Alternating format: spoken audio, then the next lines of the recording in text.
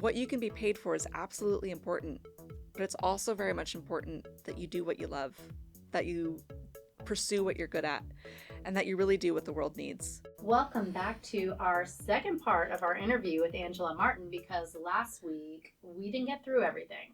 So thank you for coming back, Angela. If you didn't hear last week, we are talking about the book that Angela has written, which is called This Is Not a Dream, From Daydream to Day Job. And we will link to that in our show notes so that our listeners can get a copy of that. And she is currently an advisory UX designer at Lenovo.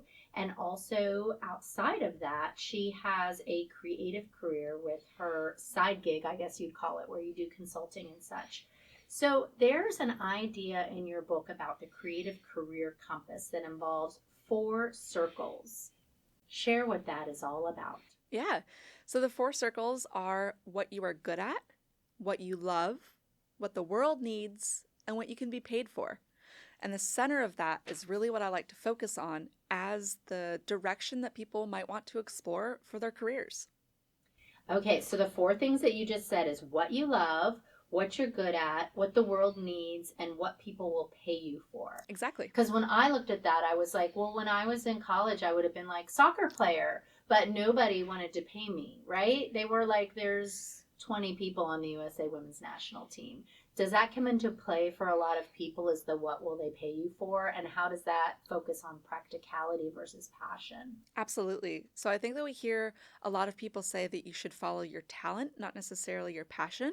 And I think you really do need to follow both. But of course, we also need to be able to make a sustainable living to get paid. Unfortunately, we really do require paychecks for things like our healthcare, our housing, our food. And not having those different basic needs met with that paycheck can really limit our ability to dream at all. So what I really am hoping people will take away from this or be encouraged to do is find a balancing act between all 4. So if you love soccer, I love that for you, and maybe it is something you could go get paid for. But if it's not, that can absolutely be a hobby.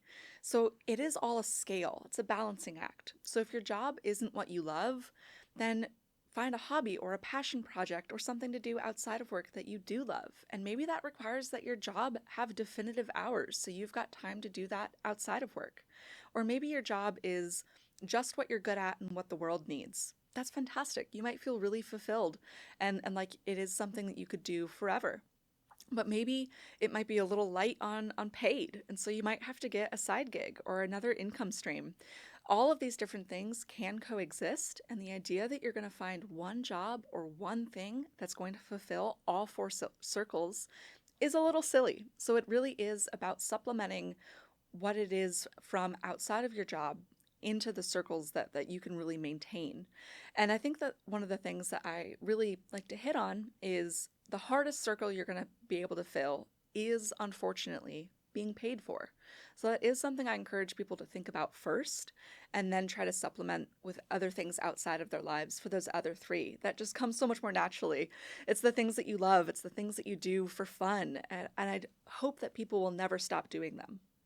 So are you saying that you should shoot to try and get all 4 in your career, or kind of prioritize them? You can absolutely prioritize, but I also don't think it's unreasonable to try for all 4. You could always pivot, you could always change your mind, and to be honest, what you're good at and what you love might change over time.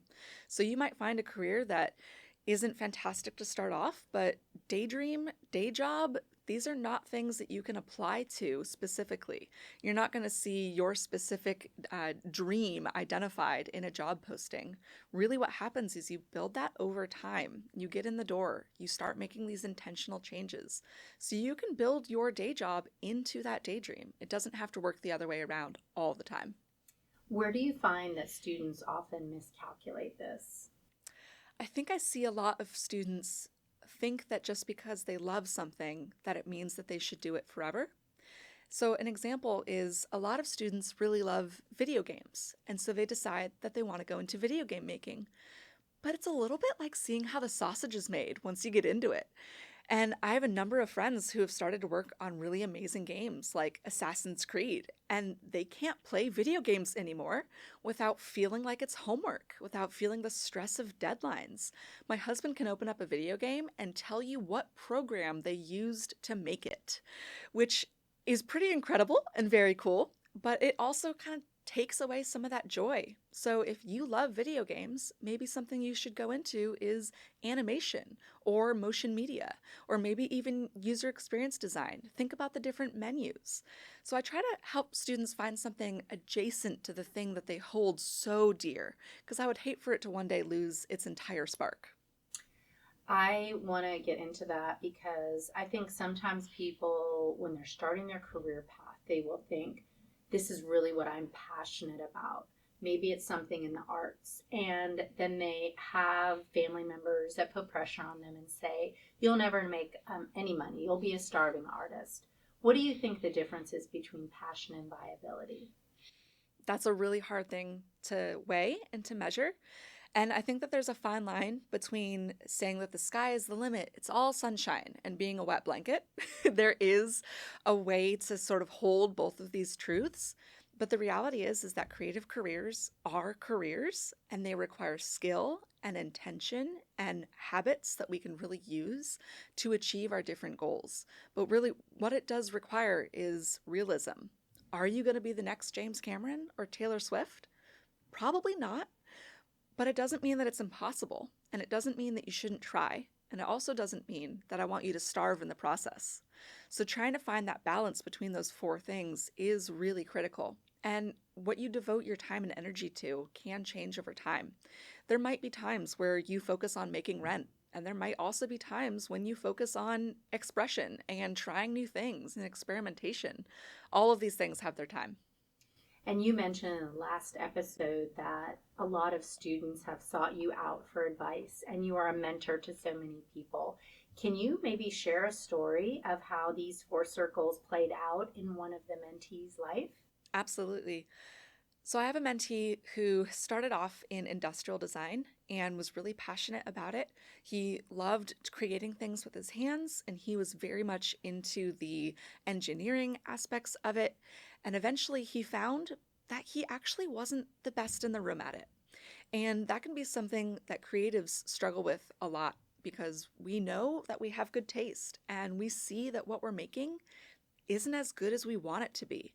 And it's not something like math where you can learn an equation and you're all going to get the same equation. Your output really does vary. And so we had a good long sit down where we talked about the different skills that him and his classmates had and the gap between where what he was making and what he wanted to make really was. And what we ultimately decided was that he's very good at the systems thinking. He's very good at thinking about how users were going to interact with his products, but he wasn't quite excellent at the actual execution of developing those things. So he pivoted. We ended up pulling him into user experience design, where he was able to come up with the schematics, the ideas of the different products. He was able to map out the user's journey and then hand that off as a product design requirement to somebody in industrial design to go off and build it.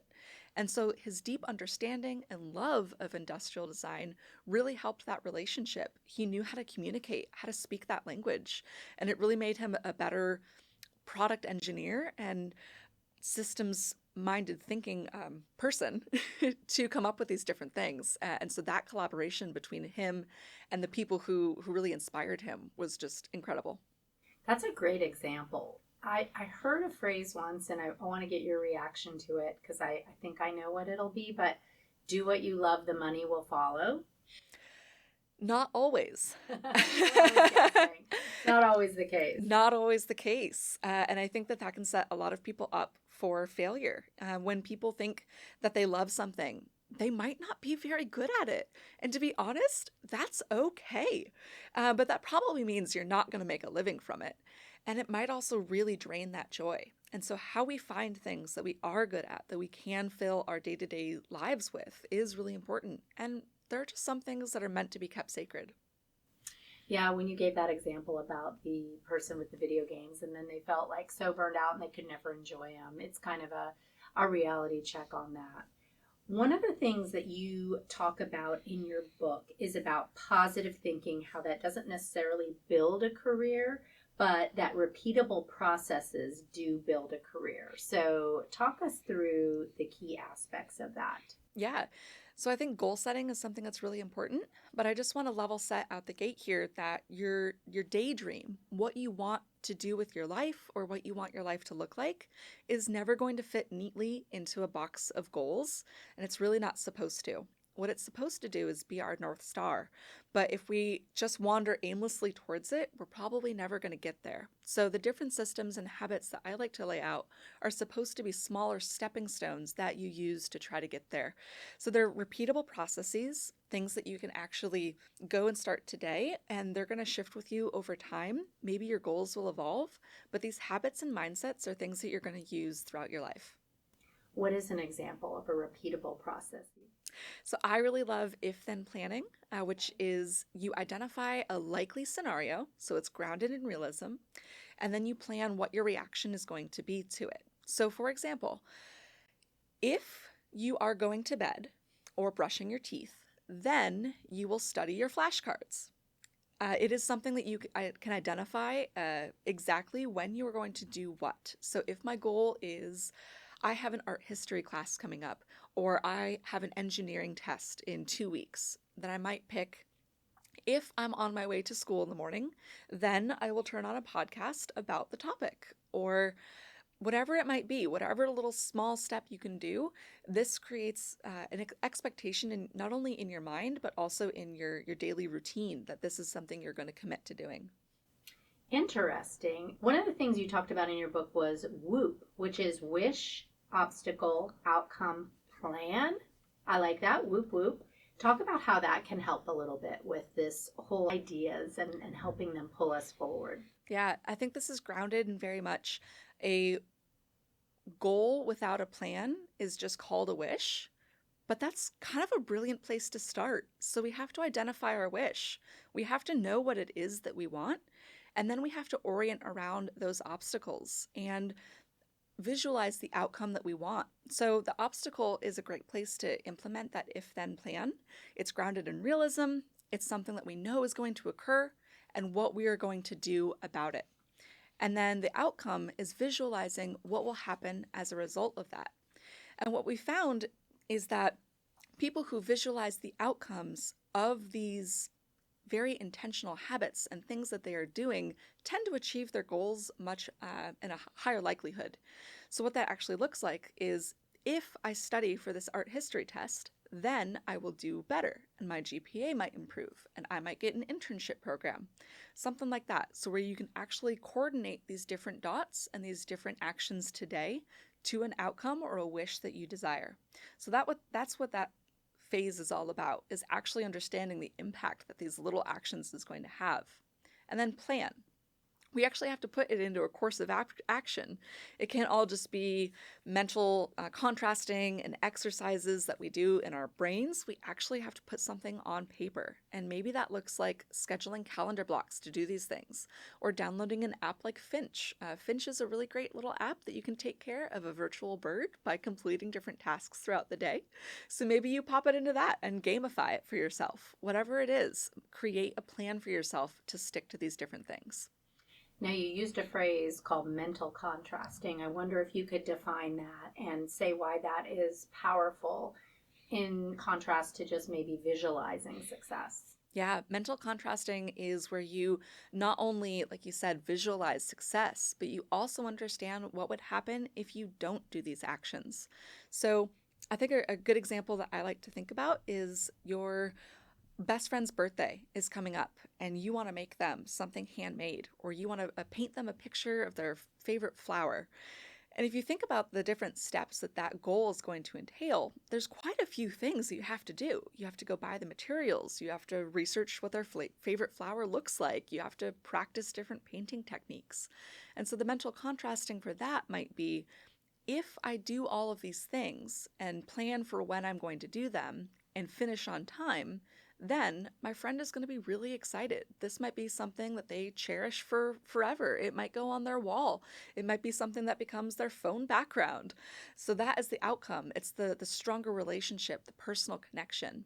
But if you don't do these things, and maybe you go to a store and you buy something and you give it to them, that might feel great. You're still giving your friend a gift, but it might not be this memory making moment, this intentional connection with somebody that you are really looking to achieve. And that's where the wishes can become a little bit softer and a little bit more interpersonal than I think a lot of goals can be, which is why I really like W.O.O.P, is that it has room for some of these softer, more emotional priorities. So that's mental contrasting, is when you identify not only what would go great, but also how life would be if you didn't do these things.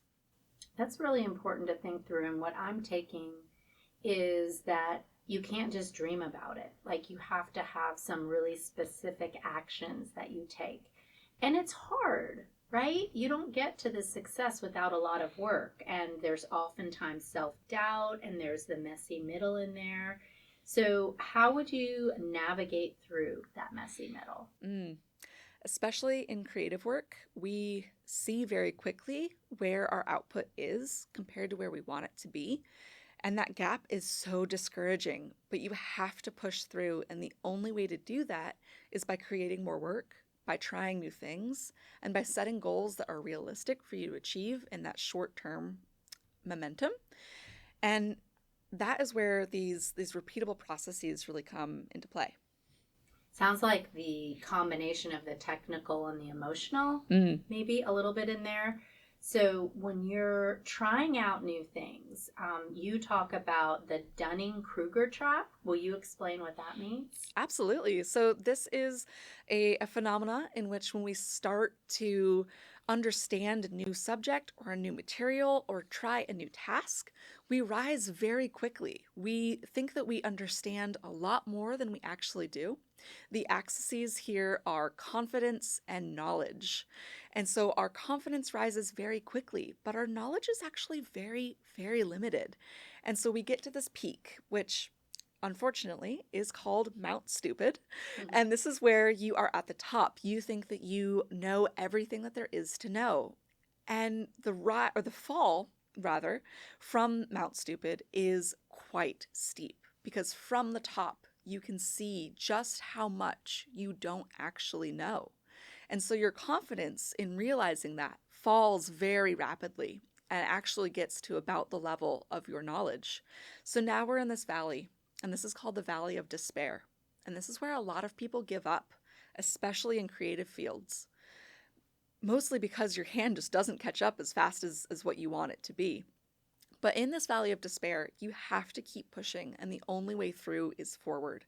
And eventually, you'll start to climb the hill or the plateau of stability where your knowledge and your confidence in your own ability start to match. And that just goes up and up and up over time, depending on how much time and investment you are willing to put into mastering anything.